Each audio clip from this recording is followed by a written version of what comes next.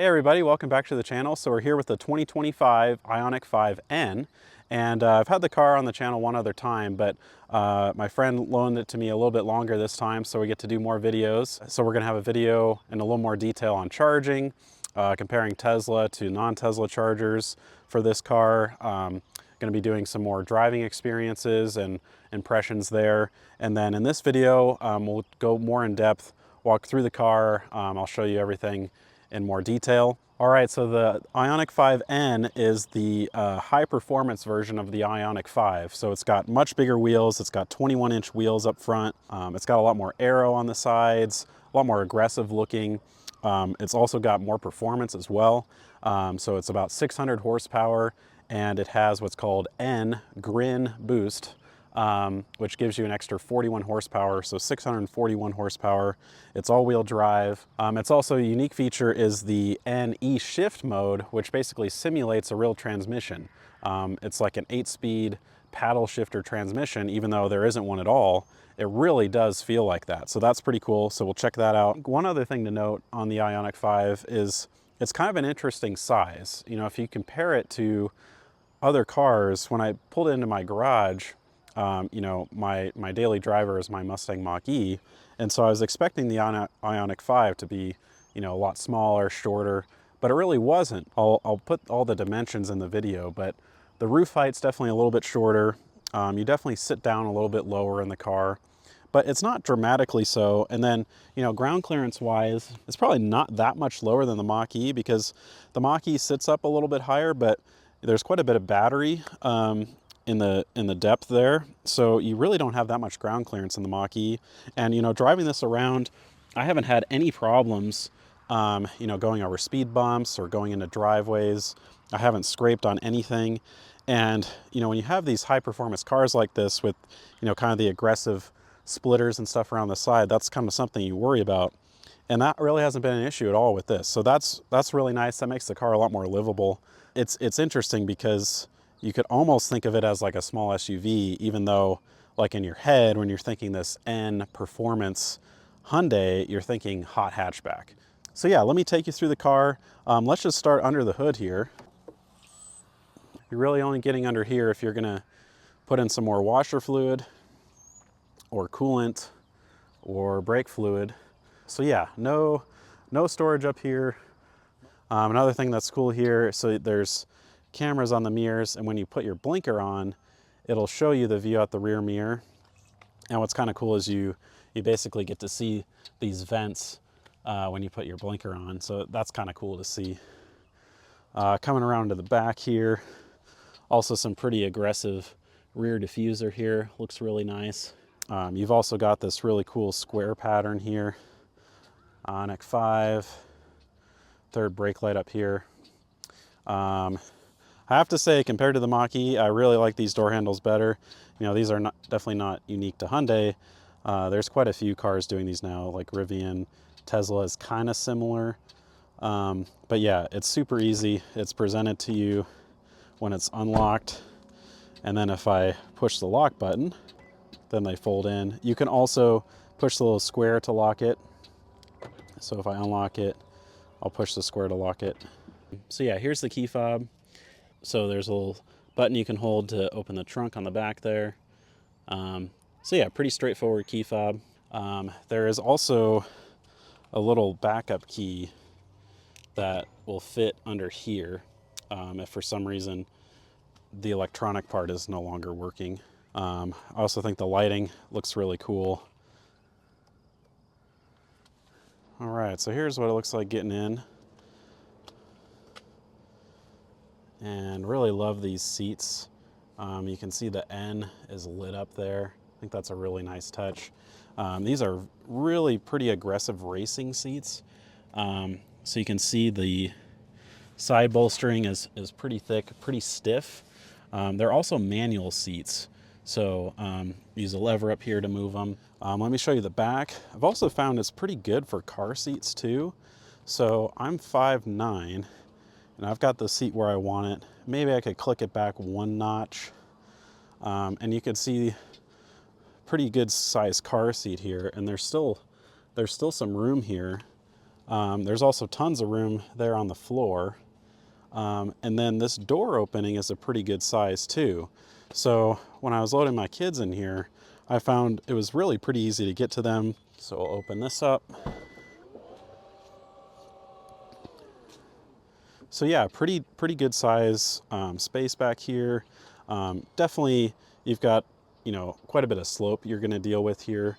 So if you look at this from the side, you know, you don't have a lot of height to work with here due to that slope, but you've got pretty decent depth back here. You can fold that down, and then you've also got this like tonneau cover back here you can put in if you want. There's not too much room under here. There's room for like a level 1 mobile charger over here. There's a tire kit in here. There's also a cargo net. So yeah, there's not room under here. So the Mach-E definitely has a little more room under the storage there. And then let me show you the back seat here. So here's with the seat folded down. So the rear seats don't have that aggressive bolstering at all. They definitely have this kind of like soft Alcantara-like material. Maybe that's what it is. All right, so getting in the rear seat here, I've got pretty good headroom. The Mach-E might be a little bit better because it has the glass roof, so you get a little bit more, but you know, plenty of room for me. Good leg room, even though this front seat is back further than the driver's seat. So, you know, somebody that's 6 feet tall, this is probably where they'd have the seat, and I still got plenty of leg room. You can see you got 2 USB-C ports back here. There's a look at the seats from the back.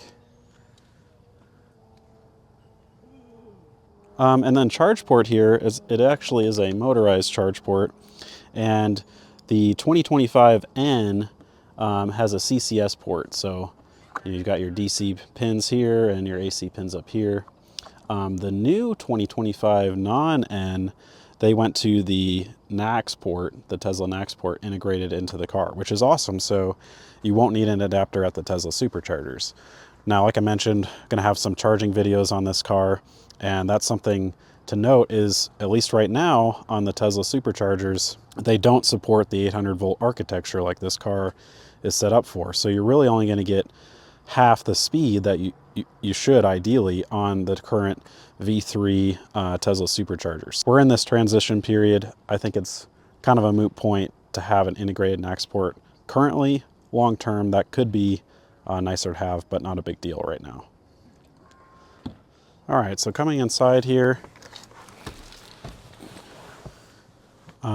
you got lots of space. You've got a wireless charging pad up here. You've got 2 charging ports up here. One is for, you know, wired CarPlay or Android Auto. It also supports wireless. You've got another USB-C port here and a 12 volt outlet. You've got lots of room down here. And then these you can put away, so you can get more room, or you can push it and this will spin out so you can have drink holder. And there's 2 of them, so you can configure that however you want. There's also a little bit of room under here, so decently deep spot back here.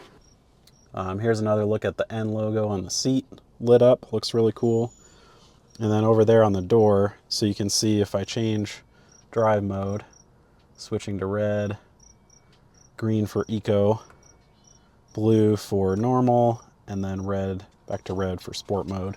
Also got some nice upgraded pedals here, that looks good. Over here on the door, you've got window switches, door lock, and mirrors. So those are all on the door. Let's see Batman up here. But this is a magnetic spot that you can put anything you want. So anything that's magnetic, you can put up there. So Batman's the only magnetic thing we've got right now, so we'll put him back.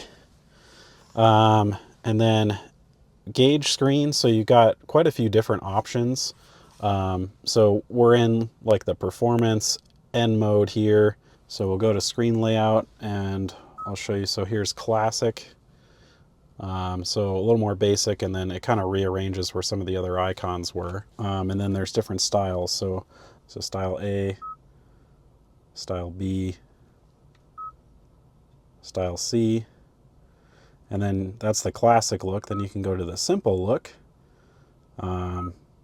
So more of a numbers look rather than a gauge, analog gauge look. Different styles there. And then you've got the N gauge, which in my opinion, I think looks the best. And then depending on which mode you're in, so if we cycle between E shift and no E shift, you can see the difference there. So here it'll pull up kind of the attack with whatever gear you're in. So if I shift into drive, you can see it goes into 1 there. Then I can use these paddles to adjust my shift up and down. Your gear selector is right here. So you push on the end to go back into park. And then there's different sounds. So N active sound. So ignition, and let me turn up the volume here. So ignition sounds most like a combustion car. It kind of sounds like a turbo 4-cylinder with an exhaust. And then you can customize these N buttons to do kind of whatever you want, but I've got it on active sound and switching between E shift and no E shift. So this will cycle to the next sound, which is called evolution. So ignition was the first one, and then supersonic. And then you can rev it. You can manually initiate battery preconditioning if you want. So you can activate it here. So that's nice and easy. It also is pretty cool. It shows you your energy usage. So we've got the climate off. So let me turn the climate back on, and then you can see how much we're using there.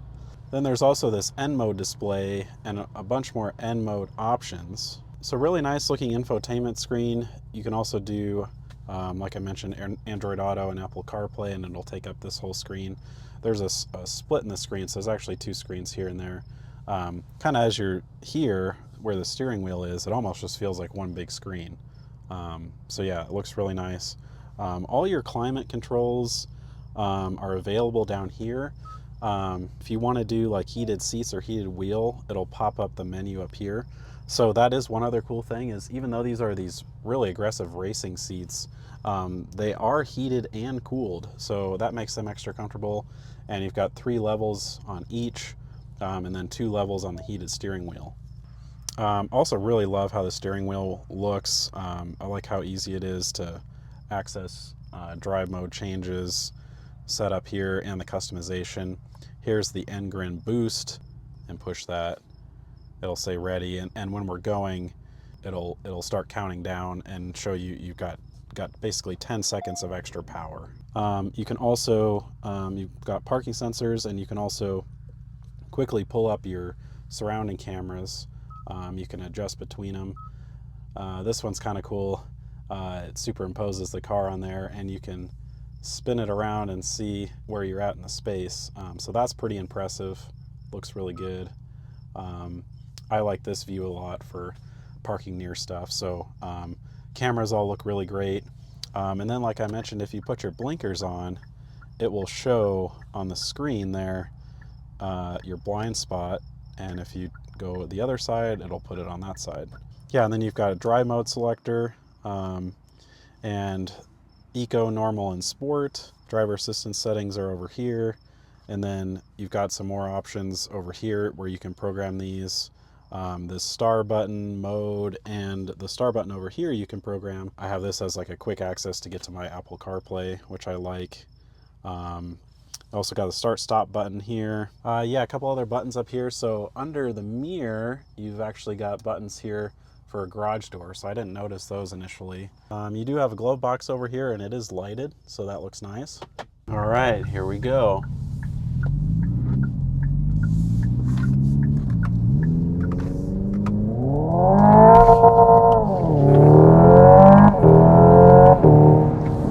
Yeah, you don't want to miss your shift.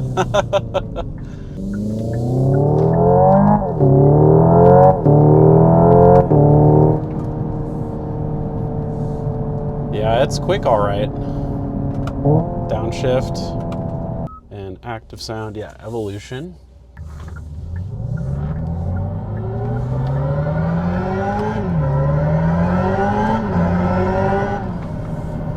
supersonic.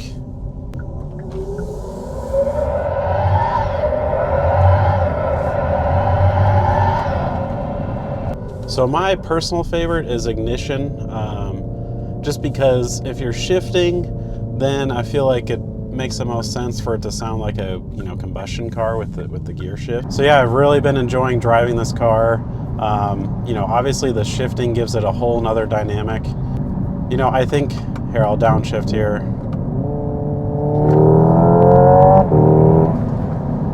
It's just so fast and power's instant. It's almost like the perfect combustion experience. Downshifts are exactly when you want them. Awesome power delivery. It's like, yeah, this is what you want the combustion car to feel like.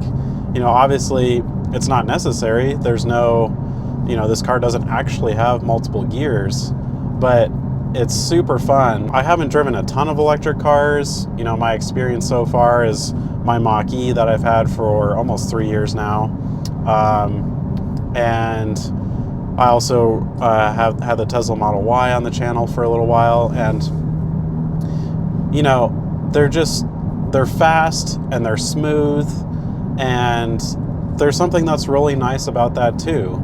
But after a while, it's like, going fast is still fun, but it's, I don't know, it doesn't really like put the smile on your face like shifting gears. There's really no like level of difficulty to it. You just put your foot down and that's it.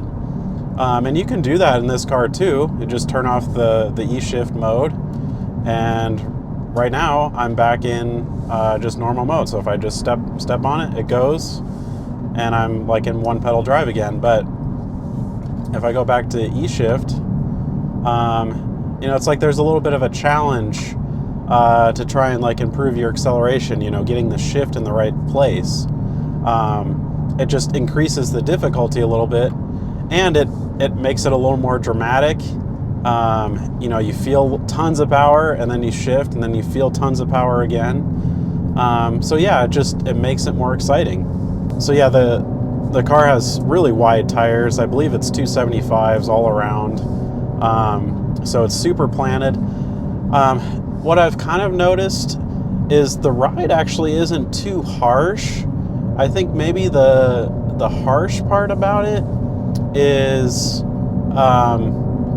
obviously the tires are low profile, and then these kind of racing seats are fairly firm, as you would expect. So those two things make it a firmer ride. But then it's like between the chassis and the body of the car, so essentially your suspension, that feels a little bit softer or a little bit floaty, is kind of how I would describe it. So that way you don't get a super harsh ride, but when you're going into corners hard, it feels not unsettled, but it doesn't feel quite as connected to the road as you might expect it to be. But yeah, just downshifting and stepping on it, that's really fun. I honestly, I think the shifting is probably my favorite part, honestly. I mean, I think your first reaction is that it's kind of cheesy. There's the new Dodge Charger EV that's out now. I haven't driven it yet, but a lot of the reviews I've watched, people aren't too thrilled with it. It has the sound, but there is no shifting, and so the sound ends up just kind of sounding like you're kind of lugging along at like 2,000 to 4,000 RPM in a V8, which that's probably doesn't sound terrible, but it's like there's not as much purpose to the sound. Like if this didn't have shifting at all, it's like, do you really need the sound then? But the two really go hand in hand really well together to really make the driving experience a lot more engaging. And you can turn the sound off, go back to one pedal drive, and it's great. I did some charging tests on the car, and so I had to drive some distance for that. And definitely after, you know, a couple hours, my back started to not feel so great in these seats. So it charges really great, which you'll see from some other videos here, but it, I don't know, I wouldn't be super anxious to do a road trip in it. The charging performance is awesome, but, you know, I don't know if I would really want to drive far enough to have to do multiple charging stops. You know, like going somewhere with one charging stop, that's probably okay, but road tripping all day with 3, 4, 5 charging stops and being in this seat all day, I think my back would really be feeling it. So I wouldn't be super anxious to do that. And I can't emphasize enough just how much this feels like a real transmission. So obviously there's the shifting and that, you know, and the sound, but it really, as you let off, it applies tons of regen. So if I go up to, like, you know, we're going less than 30, so it's only gonna let me get up to 5th here. And then if I floor it, it accelerates, but it sounds like you're lugging the engine, and there's not as much throttle response as you would expect if you're in a really high gear at a low speed. And then if I downshift and step on it, then it really takes off. And as you downshift, it actually gives some regen, and more regen to slow you down, just like a real transmission would. And so it's not just changing gears and hearing the sound, it's the sound plus the regen and the throttle response that makes it really engaging. All right, so some final thoughts here on the IONIQ 5N. Super fun car, really enjoy getting to spend some more time with it. Definitely gonna miss it. You know, I've been thinking, like, would I consider trading the Mach-E for this? You know, if you could just trade it straight across. Obviously it wouldn't quite work like that. My Mach-E is not worth as much as this, but you know, I still like the Mach-E a lot. I think, you know, for my use case, which is a lot of commuting, a lot of driving around town, and then I do like taking the Mach-E on road trips, even though it doesn't charge very fast and it's the standard range all-wheel drive, so the range isn't super limited. I still really like taking it on road trips because it's just so smooth. The seats are really comfortable, and it's just really comfortable for my whole family. They're all happy in the car, happy with the comfort. My kids like the glass roof in the back. So just all those little things. It's just a lot better suited for the family. Now, obviously, you can get the non-N version of the IONIQ 5, which isn't going to be quite as performance focused. You would get more comfortable seats for longer trips, maybe a little bit smoother ride. So, you know, that could be tempting, but, you know, what really makes this car exciting is all the N stuff. So I think I like the Mach-E better. You know, if you take all the N stuff away about this car, I like the Mach-E better. And then if you add all the N stuff to this car, then if it's just me, I like this car better. But with the whole family, I really like the Mach-E. And even in those times where it's just me on a road trip, I would still take the Mach-E. I mean, this charges really great, super impressive charging, but you have to have an 800 volt capable charger, which those are hard to find. You know, the Tesla supercharger network is not there yet. So you can forget having good speeds at any of the Tesla superchargers. And then Electrify America, seems like the reliability there has been getting better based on, you know, reviews and videos I watch online.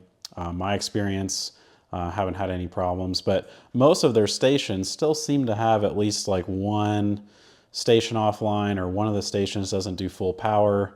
So then you might only have one of those 4 can do 350, and what if another car is there?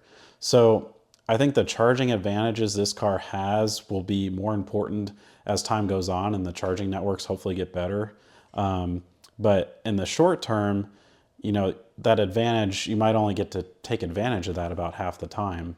I think the seats look awesome. They are awesome when you're driving hard, going into corners, you know, acceleration. They're awesome. Like, they're definitely the right seats for this car.